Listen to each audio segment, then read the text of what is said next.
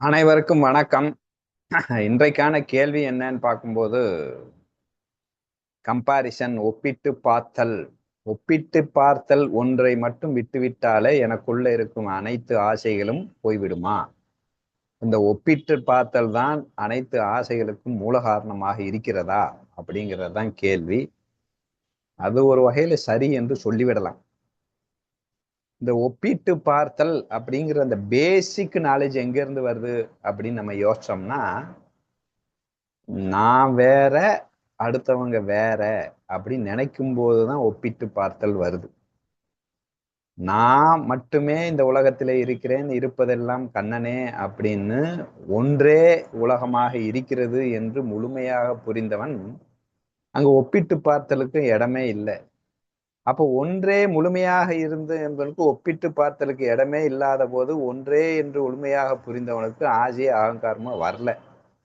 அப்ப ஆசை அகங்காரம் உள்ள வரும்போது நான் வேற, அடுத்தவர்கள் வேற அப்படின்னு ஒரு நினைப்பு தான் ஆசையும் அகங்காரம் வருது. இது எப்ப நான் வேற அடுத்தவர்கள் வேறன்னு வந்துருச்சோ அப்பயே ஒப்பிட்டும் சேர்த்து வந்ததாக எடுத்துக்கொள்ள வேண்டும். பிரிப்பதற்கு காரணம் என்ன? எங்கேயோ நான் உயர்வு நீ தாழ்வு, இல்ல நீ உயர்வு நான் தாழ்வு அப்படின்னு ஏதோ ஒரு எண்ணம் தான் பிரிக்கிறது ஒன்றாக இருப்பதை. சோ அந்த பிரித்ததின் விளைவு தான் முழுமையாக இங்கே ஆசைக்கும் அகங்காரத்துக்கும் காரணமாகிறது. சோ அதனால் இந்த ஒப்பிட்டு பார்த்தல் என்பது மிக முக்கியமாக இருக்கு. அதேதான் அசுர குணத்துல குரோதம் அப்படின்னு சொல்லும்போது தெளிவா சொல்லியிருப்பாரு. இந்த குரோதம் எங்கிருந்து வருதுன்னா, ஒப்பிட்டு பார்த்ததினால் மட்டுமே இந்த குரோதம் வருதுன்னு. அப்ப வெறுப்புக்கு மூல காரணம் ஒப்பிட்டு பார்த்தல்னா, அப்ப விருப்புக்கும் மூல காரணம் ஒப்பிட்டு பார்த்தல்னு நம்ம எடுத்துக்கலாம். சோ அந்த ஒப்பிட்டு பார்க்காம இருக்கும் ஒரு தன்மையை வளர்த்து கொண்டால் ஆட்டோமேட்டிக்கா ஆசை என்பது அழிந்துவிடும். இந்த ஒப்பிட்டு பார்த்தல்ல 2 வகை இருக்கு. இங்க சொல்லும் போதெல்லாம் என்ன சொல்லிட்டாங்கன்னா, உயர்ந்ததை ஒப்பிட்டு பார்த்து நான் அதை அடைய வேண்டும் என்று நினைப்பது பொறாமை. அந்த ஒப்பிட்டு பார்த்ததினால் வரும் பொறாமை. அவங்ககிட்ட அது இருக்கு, என்கிட்ட இது இல்ல, ஆதலால் நான் ஆசைப்படுகிறேன்ங்கிறது அது பொறாமை. நான் அப்படிலாம் இல்லையே, அவங்ககிட்ட அது இல்ல, என்கிட்ட இருக்குன்னு இல்லை, எனக்கே தெரியுது எனக்கு இது வேணும் அப்படின்னு. எனக்கு இது வேணும், ஆனா அவங்களெல்லாம் ஒப்பிட்டு பார்க்கல அப்படிங்கிறத இங்க ஒப்பிட்டு எப்படி வந்துருதுன்னா நெகட்டிவ்ல ஒப்பிட்டு போயிருது. இப்போ உதாரணத்துக்கு, பெண்கள் எல்லாம் எந்த ஆண்களிட்டையும் பழகுவதில்லை, அவங்க அடங்கி ஒடுங்கி பெண்களோடு மட்டுமே பழகுகிறார்கள் அப்படின்னு பார்க்கும்போது இது பிடிக்கல. அப்போ ஒப்பிட்டு ஒப்பிட்டு பார்க்கிறார், நமக்கு அது பிடிச்சிருக்கு, அவர்களுக்கு அது பிடிக்கல, அப்ப அவர்கள் கீழ்நிலையில் இருக்கிறார்கள். அந்த ஒப்பிடுதல்ல கீழ்நிலை இருக்கிறார்கள், ஆதலால் நான் பழக வேண்டும் எல்லோரிடமும், இவர்கள் மாதிரி நான் இருக்க வேண்டிய அவசியம் இல்லை, இவர்கள் இப்போ நான் இருக்க மாட்டேன், அவர்களை போல் இருப்பேன் என்பதும் ஒப்பிட்டு பார்த்தல். அவர்களை போல் நான் இருக்க மாட்டேன், அவருடைய விட நான் மேலானவனாக இருப்பேன் அப்படின்னு நினைப்பதும் ஒப்பிட்டு பார்த்தல் தான். ஸோ ஒண்ணு மேலாக நினைத்து ஒப்பிட்டு பார்ப்பது, இன்னொன்று கீழாக நினைத்து இவங்க ஒன்றும் சாப்பிடாம செய்யாம வீட்டில் உக்காந்துக்கிட்டு அமைதியாக உக்காந்துட்டு இருப்பாங்க, இதெல்லாம் ஒரு லைஃபா? லைஃப்னா எப்படி இருக்கணும் தெரியுமா? அப்போ இவனாதான் கிரியேட் பண்றான் லைஃப் எப்படி இருக்கணும்ட்டு. அந்த கிரியேஷனுக்கு காரணமே அது ஒன்று பிடிக்காம இருக்க போய் தான். அது சூப்பரா பிடிச்சிருந்துச்சு, அதுவும் சூப்பர் தான் அப்படின்னா எக்ஸ்ட்ரா ஏன் இந்த தாட் உள்ள இருந்து வர வேண்டிய அவசியமே இருக்காது. ஸோ அந்த தாட் உள்ள இருந்து வர்றதுக்கு மூல காரணமே அங்க ஒரு விஷயம் எனக்கு பிடிக்கல, அப்ப நான் அப்படி இருக்கக்கூடாது. அப்போ அவர்களை ஒப்பிட்டு பார்க்கிறேன், அது எனக்கு பிடிக்கல, நான் அப்படி இருக்கக்கூடாது. அவர்கள் சாப்பிடாம இருக்கிறார்கள், நான் சாப்பிட வேண்டும் விதவிதமாக. அவர்கள் லைஃப் ஸ்டைலும் மோசமா இருக்கிறது, நான் லைஃப் ஸ்டைலை மேம்படுத்தணும். அப்ப நான் இந்த லைஃப் ஸ்டைல் புதுமையா தான் நான் கண்டுபிடிக்கிறேன், ஆனா எங்கிருந்து கண்டுபிடிச்சேன்னா அதெல்லாம் பிடிக்கல.